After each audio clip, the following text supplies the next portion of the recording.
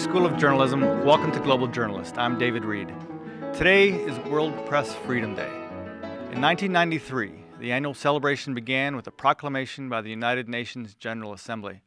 Today we'll evaluate press freedoms from a broad perspective, and we'll take a close look at two regions where the most dramatic progress took place in the past 12 months, the Middle East and North Africa. At the same time, there have been significant setbacks to free expression and worrisome developments in the Middle East. Our guests today are high-level advocates who will be, and they're both speaking from New York. Jennifer Dunham is the research analyst for freedom of the press at Freedom House. Mohamed Abdel Dayem is from the Committee to Protect Journalists, CPJ, where he is the Middle East and North Africa program coordinator. Jennifer and Mohamed, welcome to Global Journalist. Thank you. Thanks for having us. Now the UN's education branch is hosting celebrations around the globe and today and this weekend, and the main gathering is being held in Tunisia, the genesis of what became known as Arab Spring. UNESCO said the recent uprisings in some Arab states highlighted the human quest for freedom of expression and, quote, has given rise to an unprecedented level of media freedom. But the Freedom House annual report on press freedom throws some cold water on that feverish depiction. Jennifer, as the co-author of the report, can you give us the broad picture of press freedoms in the past 12 months? Sure. The main finding of our report was definitely the improvements that we saw in several countries in the Middle East and North Africa, mainly Egypt, Libya, and Tunisia, where longtime dictators were removed after several successful popular uprisings. While the positive trends in these countries were not uniformly positive, and we saw important setbacks into the democratic prospects in both Libya and Egypt towards the year's end. In our survey, we saw huge improvements, especially in Libya and Tunisia, that represented major breakthroughs in a region that has a long history of media controlled by autocratic leaders. The gains in these two countries, along with the gains in Burma, I have to say, were also dramatic. Were among the biggest single-year leaps of in any country in the history of our survey. I should also say that there were significant declines in other Middle Eastern countries, such as Bahrain and Syria. Although these declines reflected the regime's, violent reaction to tenacious protest movements, whose demands for greater freedom included calls for a more open media environment. One note of caution with the new media, the role of new media in these openings.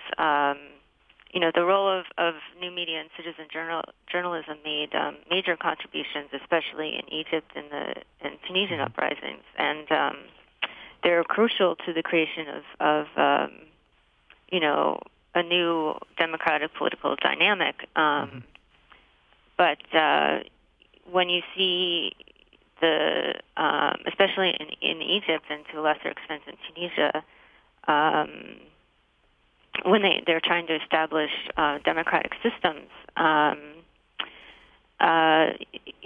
the new media can be effective in disseminating news of government abuses and mobilizing civic action against these illiberal regimes. They seem to play a much less significant role in the construction of democratic institutions, especially in these societies where much of the population still gets its information from state-controlled outlets. So you don't see the leaders of the, especially in Egypt, the leaders of the protest movement really having control of the government right now. So I think that's an important thing to watch out for. Okay. Now, we'll get more into the report, but I want to have Mohamed respond to a couple of the subjects you brought up. One is the violent reaction, the deaths of at least 20 protesters in Egypt this week reminds us of the passions and the high stakes involved with free speech and challenges to the power structure. How does violence and the threat of violence affect free speech, particularly in the Middle East and North Africa? Well, of course, it's a form of intimidation, and it is sometimes exercised purely so that it will intimidate mainstream journalists as well as new media practitioners, intimidate them into silence. However, I'd like to point out something equally important. And that's the fact that when you do have a robust new media, as you see in the Middle East, especially in places like Egypt right now, they are frequently the ones breaking the news from demonstrations, as we have seen in the past few days with these dozen plus people that were killed in clashes in Cairo. It is frequently the bloggers and the citizen journalists who are breaking the news. Is then television and print media and more traditional forms of media who do a lot of the follow-up, much of which is much more in depth and much more professional in nature. But the point remains that a lot of these stories are broken by bloggers and new media in general, and they also provide traditional media with political cover. Traditional media is able to handle some of these topics that they may not be able to cover appropriately if it weren't for bloggers breaking the ice, so to speak. Do you also agree with Jennifer or disagree about the role of new media after the revolution, that it plays a smaller role in helping to establish the mechanics of a working democracy?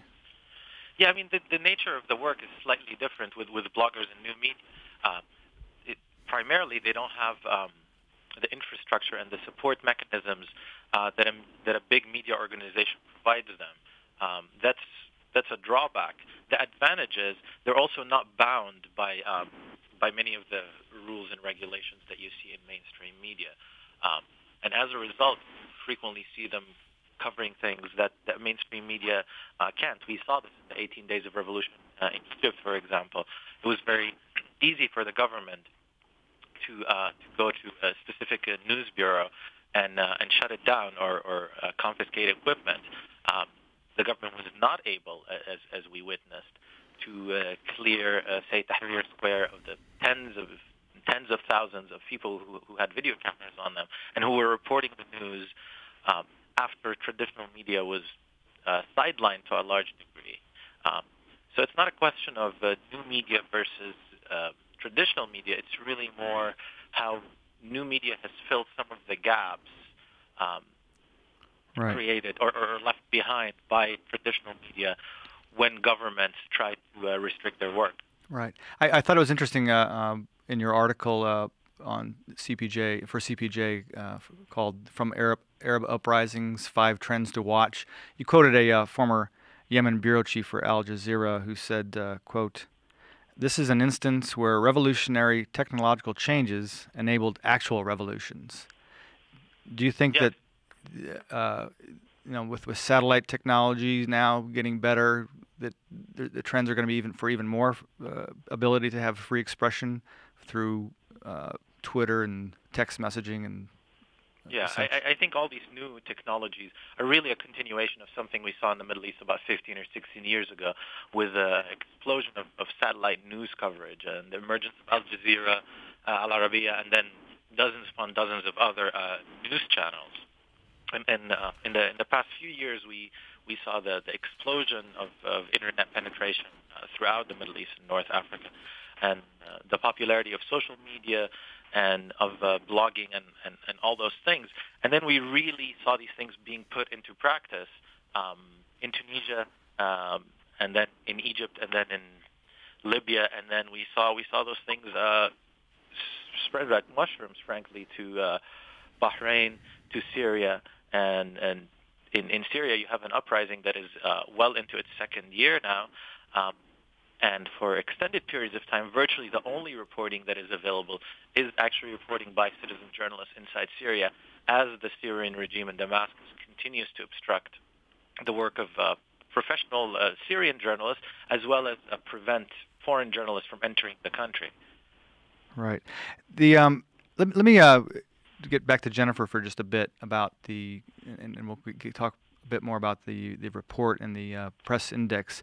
It was a bit counterintuitive, I thought, Jennifer, in your findings this year, that the percentage of the global population that enjoys a free press has fallen to its lowest level in a decade. And can you? That seems counterintuitive. Can you explain why?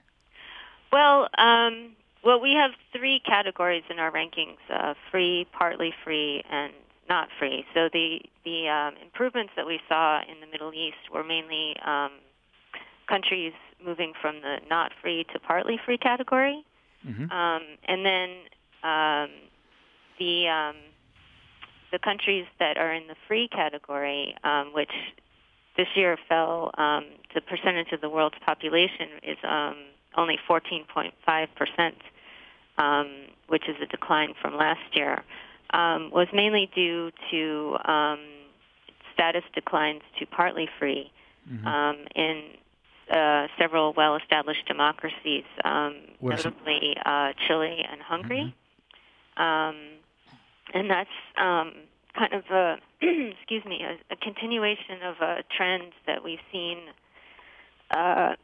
in the past few years, where we've seen declines in other democracies, such as South Korea, Italy, South Africa, all moving into the partly free category, and that's something that we're definitely keeping an eye on as the governments there. It's hard to make generalizations about what exactly those governments are doing. Obviously, Italy has its own characteristics, and but this year, Chile, we saw they had their own kind of version of the Occupy movement with this student protests and the education protests there, and you saw a lot of crackdowns and violence against journalists who were trying to cover the protests. Right.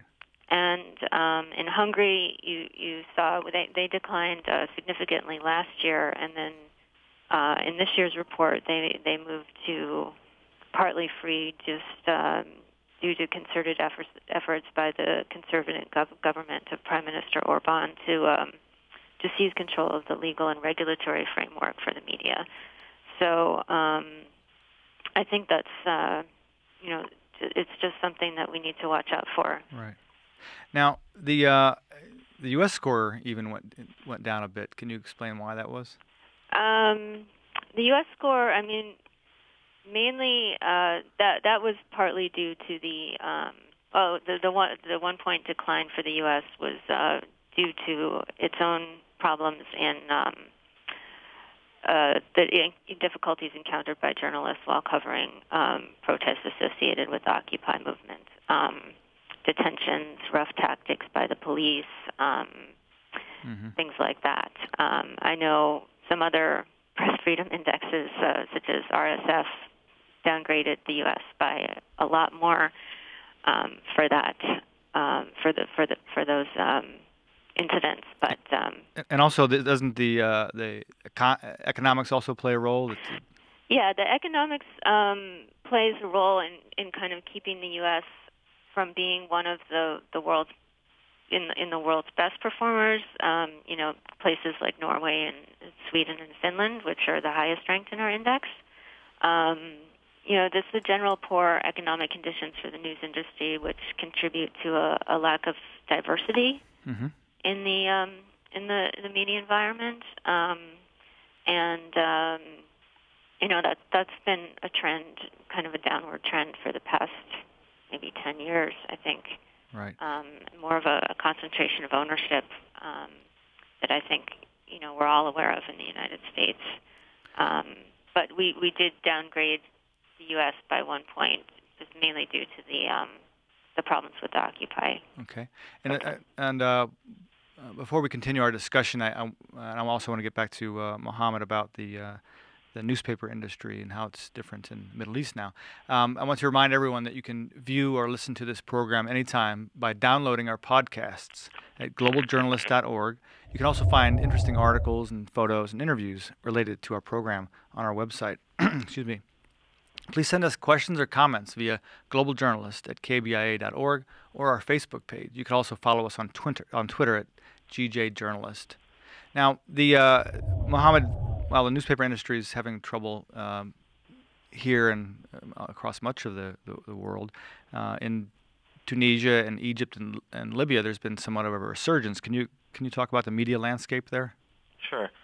I mean, many of the economic problems that you see print media going through in this country and in Western Europe are actually duplicated in the Middle East. But at the same time, there's a new dynamic taking place with an opening up politically and with a widening of the margin for free expression. You also see new publications coming to the forefront. Really, the most extreme or the most obvious example of that is Libya, which was a country that had virtually no free press for well over 40 years. And in a few months after the end of the uprising, we saw something like 100-plus print publications and over 30 radio stations and TV outlets springing up. Now, this is obviously the direct result of a lack of private media in a place like Libya beforehand. So curiously enough, in these countries, you actually see both dynamics taking place. The economic imperatives and the economic pressures that we see in a place like the United States are very much taking place. But there's also this other dynamic that is the result of an opening up of the political space. Okay. Now, if I could just make one comment on that.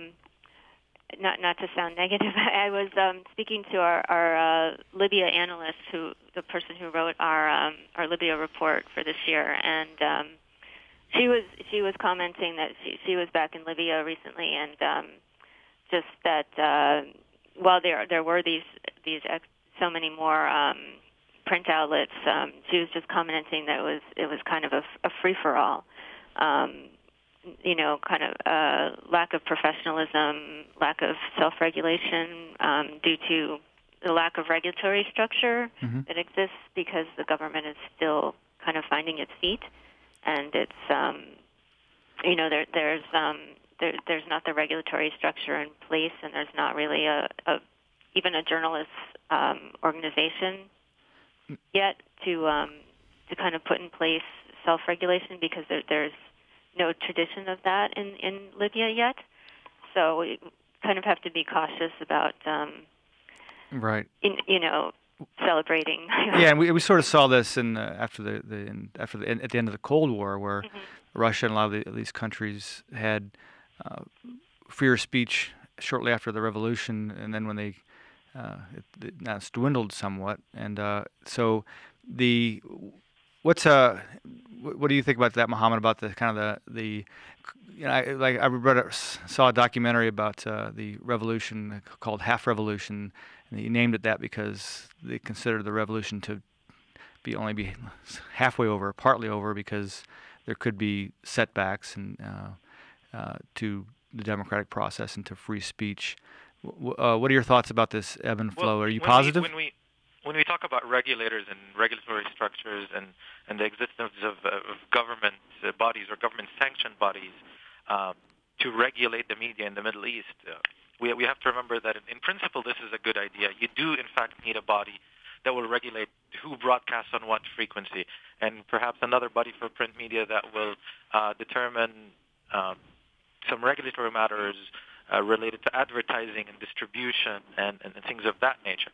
However, we have to remember that the regulators and the regulatory structures that existed in those countries prior to the uprisings were anything but regulatory. They were, in fact, structures set up explicitly to censor, intimidate, and otherwise repress free reporting. And so the absence of those structures in a place like Libya, for example, is actually a positive thing. That's not to say that new structures and new regulatory measures should not be established. They should, in fact, be established in order to regulate, not to duplicate what we had in the Gaddafi days, where there were plenty of regulatory structures, but they were in fact used quite openly to censor and intimidate. So regulation is usually a good thing. However, the devil is in the details, and how these regulatory structures actually end up operating, that's really the big question here.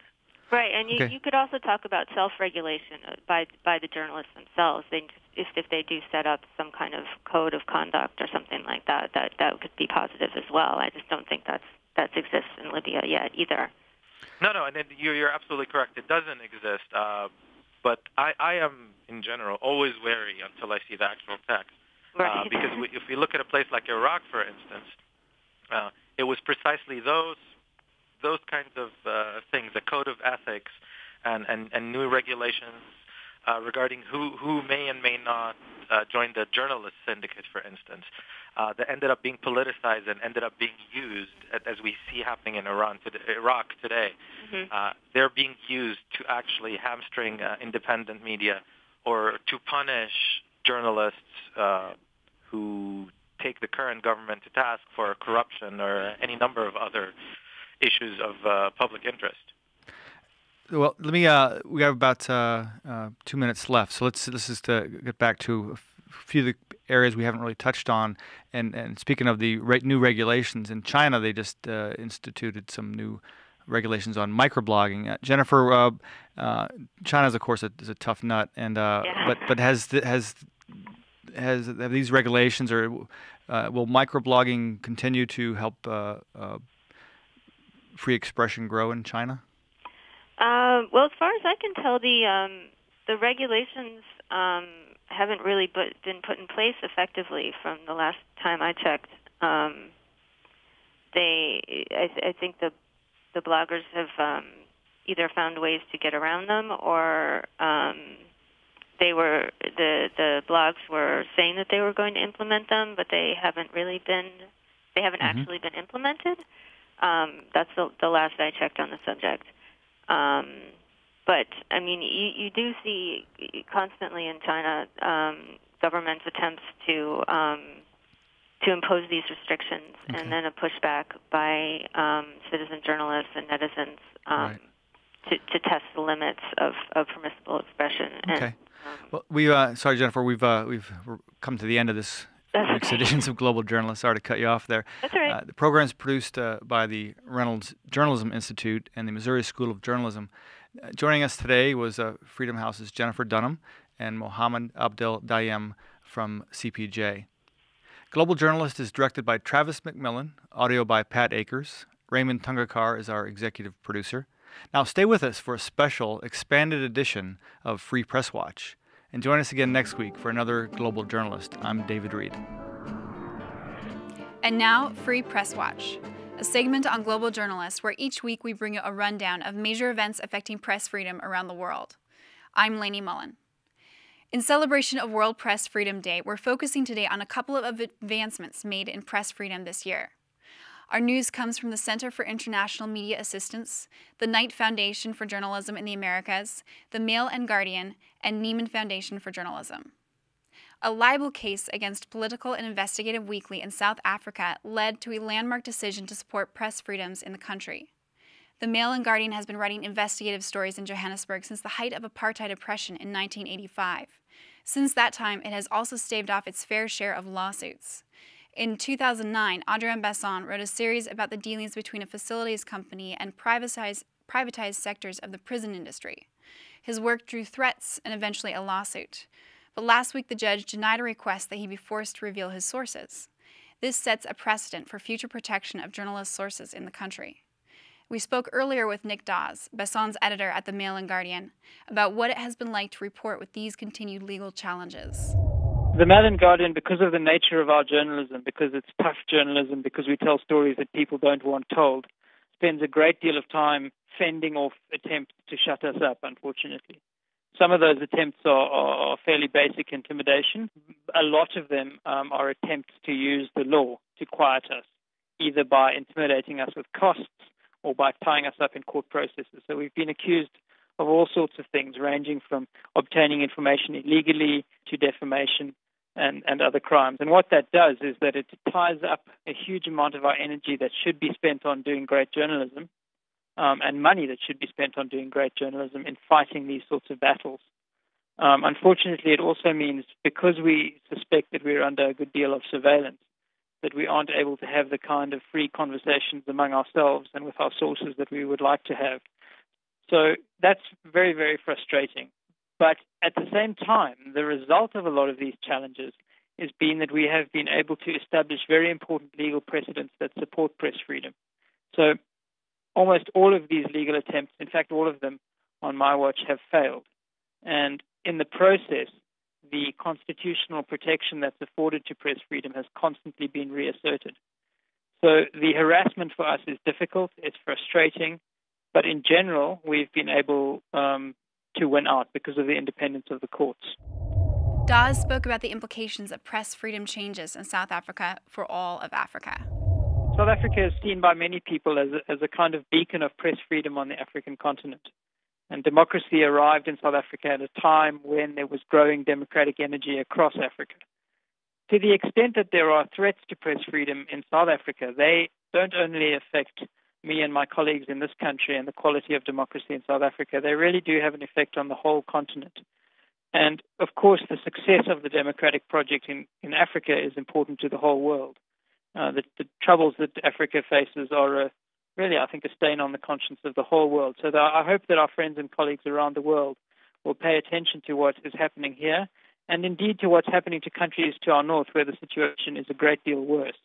And we'll see that we're all linked across borders in the challenge of upholding and defending press freedom. In Brazil, the government has approved a law allowing regular citizens access to public information. Starting May 13, anyone will be able to get documents from city, state, and national governments and private groups that are getting public funding. 2 journalists working with O Estado in São Paulo set up a blog to educate people on what they can do with the new law. We spoke with Roberto Gallo, one of the blog writers. We're about to change from a culture of secrecy to a culture of transparency. Although it's going to take a while, it's not going to be immediate, because Brazil has been handling a culture of secrecy since the country was discovered. But you can see the government making lots of efforts in order to change that. So I think that's the main point. And when people have information empowers people. That's what I think it's going to be the most important part. It's going to change the relation between society and government. This is what I think it's going to be the most important part. Journalists in Brazil still face troubles and the danger of violence in the country, but strides have been made toward press freedom in the last year since President Dilma Rousseff has been in office. People are increasingly using social media to fight corruption, and their efforts, along with the work of investigative journalists, have led to the firing of 5 ministers for corruption. For more information on these and other events affecting press freedom around the world, please visit our website at globaljournalist.org. Thank you for joining us this week on Global Journalist. I'm Lainey Mullen. See you next week.